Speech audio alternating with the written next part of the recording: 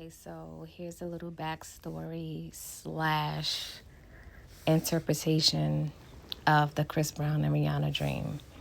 All right, so first off, I did not know the people that I said were my parents. I never saw them before. That's number one. Number two, I never ever dreamed about going to church or being inside of a church before.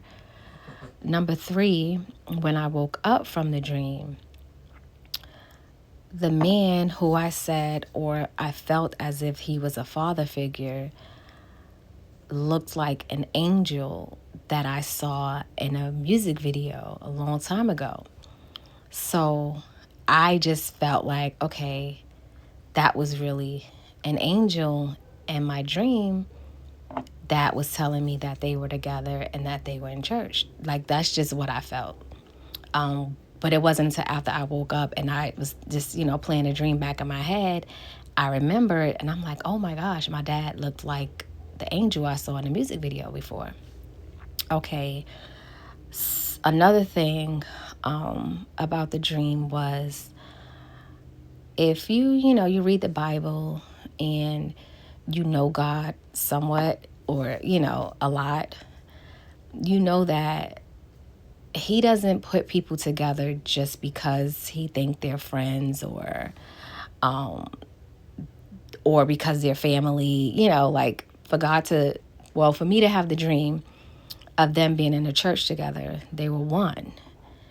And in the Bible, you know that, like, when God put you together, it's always for a reason. When he put two people together, so that told me that they were together, husband and wife, and that they were one, because they were in the church. And the church is considered the body of Christ. And even though each body part has different functions and things like that, we're all one. You know what I mean? Like, we're one. So that's what I got from the dream, of them being together in the church. And also, they didn't want to tell me. They wanted me to see for myself. Another thing, if you're a believer, you know that when it comes to having faith, you have to believe it before you see it, right?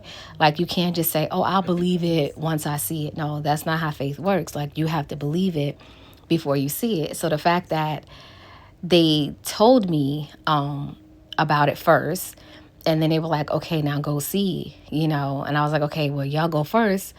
But I never made it into the church because I felt that it was true. I believed it before I even got a chance to see it. And I woke up before I saw it. But like, in the spirit, I could see and sense them in the church. And I could like feel like where they were sitting. Like, I just knew, like, if I opened up the church doors, like, in my spirit, I felt like I knew exactly where they would be sitting. And I could like envision seeing the back of their heads in the church if I would have opened up the doors.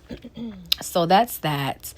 As far as this dream goes, and it just felt very, very like light. It felt very like good when I woke up from this dream. Like, I was just so happy. Mind you, this is 2015. I don't really remember what was going on with them in 2015. I would have to really go back, through my archives and see like what was going on. But in any case, that was a very interesting dream, and it shook me, like, in a good way. Like, it changed me a lot. So now the backstory about them two. If you remember, Chris Brown made that song, So Cold. And if you know me and you follow me on Twitter or whatever, then you know that when I met Rihanna for the first time in our meet and greet, I told her, because Chris Brown said in the song, if you ever see her, if you ever get a chance to meet her, let her know that it's so cold without her. So when I met her, I told her, I was like, oh, he told me to tell you that it's so cold. And she was like, what? And I said, he told me, and I repeated myself. And she was like, what? I can't hear you. It was kind of loud in the meet and greet. But I know she heard me. But she claimed she didn't hear what I said. So, and that was like in 2010. So you figure 5 years later, I have that dream. And I still believe, for real.